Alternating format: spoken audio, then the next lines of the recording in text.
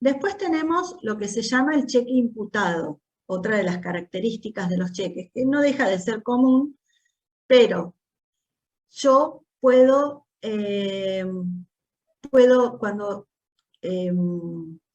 nosotros, tanto el que libra el cheque como el que toma el cheque, pueden determinar que a los fines contables, ¿no? A los fines de registración, pueden enunciar el destino del pago insertando al dorso del cheque, o sea, dan vuelta al cheque, y donde va el endoso, poner este cheque se imputa al pago de, no sé, la compra de la máquina vial tal. Y ese cheque solamente se le puede dar ese destino, pagar la máquina vial tal. Esto se hace en operaciones grandes o en deudas grandes o varias deudas entre las mismas personas. Por ejemplo, le compro, qué sé yo, máquinas viales a una empresa, entonces tengo muchos negocios con esta empresa y le voy dando cheques. Y en uno de los cheques le digo a la empresa, imputámelo al pago de la motoniveladora tal. Entonces, ese cheque va a pagar para cancelar la deuda de la motoniveladora. Si no le puedo dar un cheque, la empresa dirá, bueno, entre las 5 motoniveladoras que me compró, me debe 1.000.000, bueno, me da un cheque por 100.000, me queda una deuda de 900.000. Y capaz que 100.000 valía una máquina, entonces yo ya me saco de encima una máquina. ¿Sí? Ese es el fin del cheque imputado. Luego tenemos el cheque certificado. El cheque certificado implica, este se usa bastante en operaciones grandes. Lo que se hace es, yo por ejemplo, quiero hacer una operación X, y estoy en tratativas de esa operación y con la persona o con la empresa con la que estoy en tratativas me dice que quiere tener una garantía de que yo esa plata la voy a tener al momento que cerremos el trato. Que no le basta que yo le muestre el saldo de la cuenta donde dice que tengo 1.000.000 de pesos. Necesita asegurarse de una manera que dentro de 5 días ese 1.000.000 de pesos yo lo voy a tener, y yo asegurarme también que lo voy a tener, no sea cosa que me entre un embargo, no sea cosa que pase algo, que me entre un cheque que yo no me acordaba, o que me lo metan antes de tiempo, lo que fuere. Entonces, ¿qué puedo hacer yo? Puedo ir al banco con un cheque mío de 1.000.000 de pesos en este caso y decirle al banco que me lo certifique. ¿Qué efecto tiene este cheque certificado? Me sirve como garantía a mí para mi negocio. Yo le garantizo con este cheque certificado de que la plata está, y me aseguro, frente al banco, me aseguro que si entra un embargo en esos 5 días, o me entra un cheque, o lo que fuere, no me va a tocar ese 1.000.000 de pesos. Eso yo lo tengo reservado en un rinconcito, por decirlo, para otro negocio que yo necesite realizar. Vencidos esos 5 días, si yo no usé ese dinero, se vence y la plata vuelve a la cuenta de la que nunca se fue, pero como que vuelve, sale del rinconcito y vuelve al montón, y si hay un embargo, se embarga, y si entró un cheque, se paga, lo que fuere. Pero durante ese plazo que se certificó el cheque, esa plata no se toca, y solo se la reserva para pagar ese cheque que está certificado. Ese dinero sirve solamente, ese apartado, para pagar ese cheque certificado y no para pagar otra cosa en ese plazo en que se certificó el cheque. Después tenemos, la ley habla de cheques con la cláusula no negociable, que significa que quien recibe el cheque no lo puede endosar, no lo puede negociar, no lo puede entregar, se pone atrás, cheque no negociable.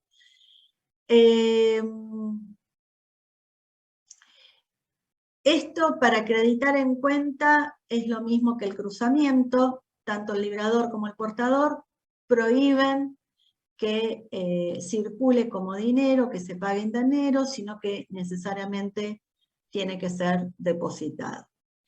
Y después tenemos una novedad, que esto digamos, es una modificación o una incorporación, mejor dicho, el mejor término, que realizó la ley de cheque respecto de, por lo que sucedía en la costumbre, digamos, ¿no? Uno solamente hace años, hará cosa de 15 años, bastante igual, pero no tanto como desde que existen los cheques, uno difería el pago de los cheques, solo existía el cheque común. Entonces vos decías, che,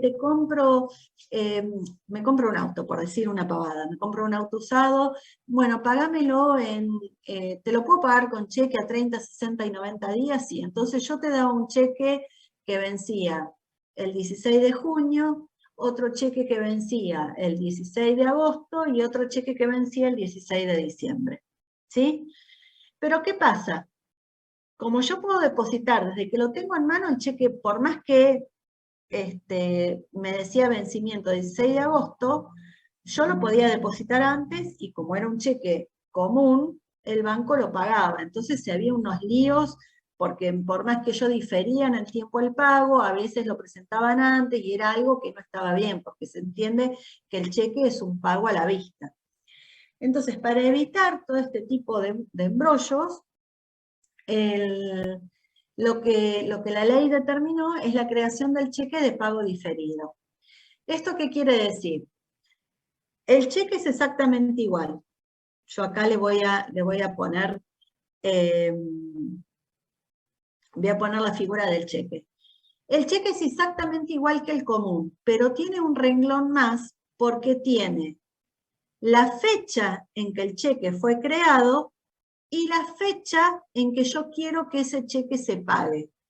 Entonces ven que dice la fecha, Buenos Aires, o pónganse que yo hago un cheque hoy, pongo Neuquén, 16 de mayo de 2022, y abajo me tiene otro renglón con otra fecha que dice supónganse que yo quiero que lo cobren en agosto, el 28 de agosto de 2022, páguese a Juan Pérez la suma de pesos tanto y listo. Entonces, ¿esto qué quiere decir? Quiere decir que es un cheque que yo hice en el día de hoy, pero que indico que va a ser pagado diferidamente. En este caso, el 20 de agosto. ¿Sí? Por eso se llama cheque de pago diferido. ¿Qué características tiene que tener este cheque de pago diferido? Las mismas, exactamente las mismas que del cheque común, solo que en lugar de la palabra cheque, tiene que decir cheque de pago diferido, con lo cual es otra chequera distinta, y entonces ahora vuelvo. Cuando abro la cuenta corriente, yo puedo pedir que me extiendan una chequera de cheques comunes y una chequera de cheques de pago diferido, ¿sí? Entonces, las mismas condiciones que el cheque común, solo que la frase tiene que ser no solo cheque, sino cheque de pago diferido, y tiene que tener dos espacios de fecha. Uno, el lugar y fecha de creación, y otro, la fecha en que yo quiero o determino que este cheque se pague. Si yo el cheque lo hago hoy y determino que se pague en agosto, la persona que tiene el cheque, el tomador, ¿cuándo puede presentarlo al cobro o depositarlo?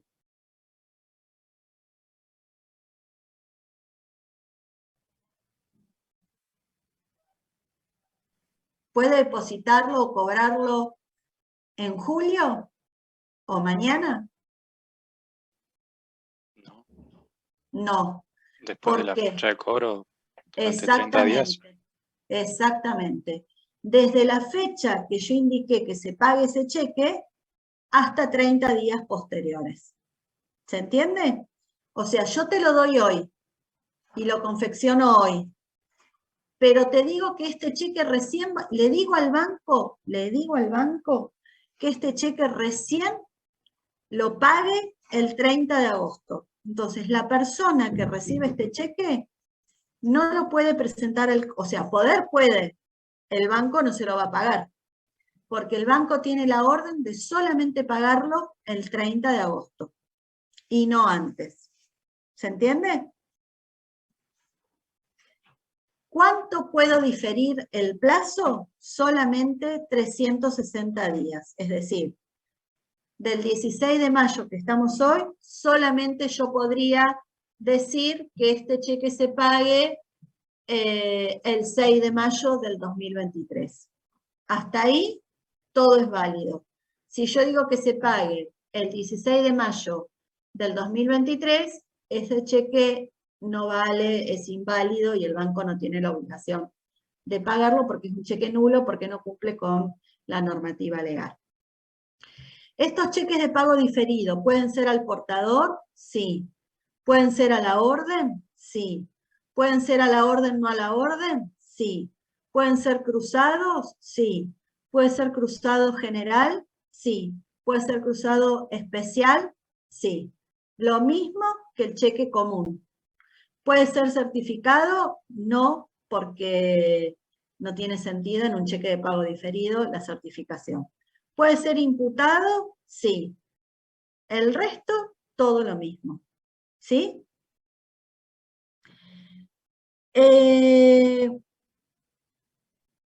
Disposiciones comunes a todos los cheques. ¿Cuándo no se paga un cheque? Cuando tenga, bueno, defectos formales, por ejemplo, esté roto, no tenga la palabra cheque, no tenga el número de cuenta, no tenga la firma. Cuando no tenga fondos, cuando no tenga fondos suficientes, porque por ahí yo extendí un cheque de 100 y tengo 50, entonces tampoco. O no tenga autorización para girar en descubierto, ¿sí? Por ahí no tengo fondos suficientes y tengo autorización de un descubierto menor, se paga, no se puede pagar porque el cheque se tiene que pagar íntegro, no lo puedo pagar por pedazos. ¿Cuánto tiempo tengo yo para iniciar un juicio para cobrar un cheque? Tengo un año contado desde la fecha que yo tenía para presentar el cheque al cobro. Es decir, si el cheque vencía hoy, yo tengo 30 días, vencidos esos 30 días, tengo un año. O sea que tengo un año y un mes. ¿Qué sanciones me impone el Banco Central por extender cheques sin fondos o sin fondos suficientes? Pueden ser multas, en el caso de no ser cubiertos los cheques, o el cierre de la cuenta corriente. Con esto terminamos el tema de cheques. Nos quedaría para ver, pero no nos da la hora por el tema de que se nos va a salir el Zoom, no por otra cosa, porque hay otra clase. Nos quedaría el tema de tarjeta de crédito, que eso va a estar subido en el PowerPoint. Si tienen alguna duda me preguntan y acomodamos una clase para que yo se las explique en otro día y en otro horario de clases. Igual que si tienen dudas con esto, me preguntan y o armamos otra clase o las respondemos por la PED. ¿Alguna duda? Yo, profe, tenía una duda. Sí. La clase anterior yo no pude ir. Se dio esta misma unidad, Se dio la ¿no? primera parte, Bien. parte de la unidad número 7. Se dio todo lo que son las características de los contratos bancarios y qué es lo que pretende el Código Civil y Comercial con los contratos bancarios. Los contratos en Bien, general. bien.